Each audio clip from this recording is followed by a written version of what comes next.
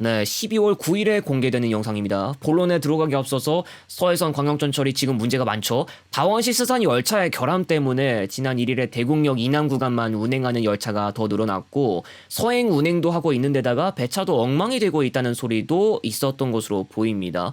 이번 주 종편 채널에서 현장 취재를 한 결과 서해선은 요즘 혼잡도가 너무 심각하고 구토하는 사람도 봤다는 어느 한 사람의 인터뷰도 실었습니다. 먼저 마산 창원에서 강원 지역으로 가는 시외버스들을 좀 살펴봐야겠습니다. 강릉동의 마산 노선이 하루 1회로 운행 횟수가 확 줄어든 것으로 확인되고 있습니다. 또 원주 마산 창원 노선 또한 요즘 1, 2회만 운행하는 것으로 확인되죠. 이번 연도에 운행을 개시한 고한행도 있는데요. 역시 소수만 있습니다. 운행 횟수만 봐서는 아예 위기가 아닌가 의심되는 정도인데요. 먼저 강릉 쪽 노선. 동해선 강릉부전과 나이텍스 마음 4회가 있지만 마산 창원까지는 바로 있지 못하고 있습니다. 부산광역시 안에서 환승을 해야 해서 오히려 환승 번거로움 없이 가야겠다면 시외버스를 타는 게 좀 낫겠다 싶었을 겁니다. 그런데 국도 7호선도 이용하면서 소위 국도 운임까지 계산되고 하니까 지불 금액의 정도가 부담되는 경우가 나오고 있었습니다. 원주의 경우에도 철도로 바로 이동할 수 없는데 아예 마산역에서 원주역 쪽으로 들어가는 열차가 편성되지 않습니다. 원주행은 국도를 많이 이용하는 것도 아니라고 하지만 하루 1, 2회밖에 없는 실정이고요. 정말 편수가 얼마 안 되고 시간대 폭도 더 좁아졌기 때문에 버스가 운행하는 시간대가 아니면 중간 지점 환승을 택해야 할 수밖에 없게 됐습니다. 고한행은 이번 연도에 개통한 노선이기 때문에 좀 이야기가 다를 수 있지만 역시 소수에 해당하는 2회밖에 없고요. 주말에도 좌석이 좀 차지 않는다면 좀 고민을 해봐야 할 수도 있겠습니다. 고한 진입 노선들 가운데서 다른 데도 들어가는 노선들이 있죠. 부산 노포 출발만 보더라도 당장 태백터미널에도 들어가고요. 한편 경상남도에서 강원 지역으로 가는 건 마산 창원 지역밖에 없고 예전에는 원주 진주 노선도 있었지만 이게 운행 중단된 지 3년 차에 접어들었습니다. 지난 일요일 한 주간의 소식들에서도 다룬 이야기지만 최근 서울고등법원이 장애인을 포함한 시민들이 제기했던 소송에서 원고 일부 승소를 판결했습니다. 장애인 승객이 주거지나 가족의 거주지 등 현실적으로 탑승 개연성이 있는 노선에 대해서만 휠체어 설비를 마련하라고 했고 모든 노선 설치에 대해선 기각을 했습니다. 금호고속의 경우 서울, 경부, 부산이나 서부산 노선 총 5대 2029년까지, 고양시 광역버스 운수사 명성에 대해서도 일부는 2028년까지, 또 다른 일부는 2035년까지 마련하라고 했고 출장지나 여행지 등은 원고들이 탑승할 구체적이고 현실적인 개연성이 있는 노선이 아닌 것으로 봤습니다. 이 소송은 대법원까지 갔던 적이 있는데 2022년 당시 대법원은 비례 원칙에 위배된다고 돌려보냈습니다. 그러면서 장애인 이동권 보장은 필요하지만 운수사의 재정과 운영 여건을 고려해가면서 설비를 설치할 필요가 있다고 했습니다. 휠체어 고속시외버스 이야기가 나왔으니까 하는 것이지만 여기서 한번 짚고 넘어가 보도록 하겠습니다. 2019년부터 수년간 휠체어 고속버스가 운영된 적이 있다는 것을 알고 가셔야 하는데요. 그 당시 서울 경부 출발 부산행과 강릉행, 서울 호남 출발 전주행과 당진행에 배치됐습니다. 일반 고속부터 조금 배치되고 우등버스도 원래 공식적으로는 배치되어야 했는데 개조는 됐지만 배차 입력을 정말 하고 실운행에 투입된 적은 있는지 모르겠습니다. 2023년 휠체어 고속버스와 관련한 보도에 따르면 2021년 6월까지 기준으로 총 승객 수는 서울, 경부, 부산 노선 휠체어 승객 1명만 이용했습니다. 서울, 경부, 강릉 노선 5명, 서울, 호남, 전주 노선 7명만 이용했는데요. 이쪽은 모두 철도와 중첩되는 구간에도 해당되고 있죠. 2021년 당시에는 여객철도가 전혀 없었던 당진 쪽은 총 12명이었고요. 합동역이 지금은 있지만 당진 시내까지 접근성은 좀 의문입니다. 4개 노선 모두 초저조한 성적이었습니다. 어쨌든 단체가 요구한 사항에 해당했고 휠체어 설비를 설치한다고 개조했음에도 불구하고 휠체어 수요가 꾸준하지 못했다는 거죠.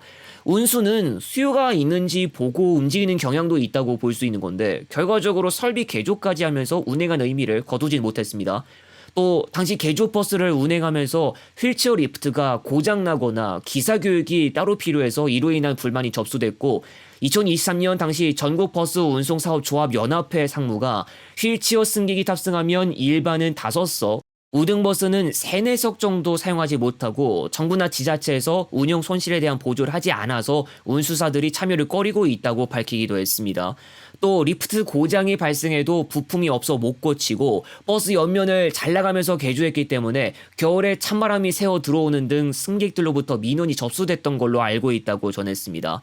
일반적인 저상버스를 들여와서 실증했다는 이야기도 전해지지만 일반적으로 주로 보는 저상버스는 짐칸이나 천장 쪽 선반이 없습니다.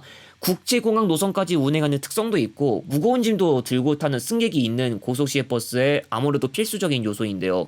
그 말인즉슨 이걸 빼버리는 순간 승객들로부터 민원 엄청 들어온다는 이야기입니다. 평소에 배낭이나 부피 큰 짐 들고 타는 승객들이 꾸준히 찾는 노선에 일반적으로 자주 보는 저상버스가 투입된다고 상상해보면 되겠습니다. 객실 바닥에 둘 수는 없는 노릇이겠죠.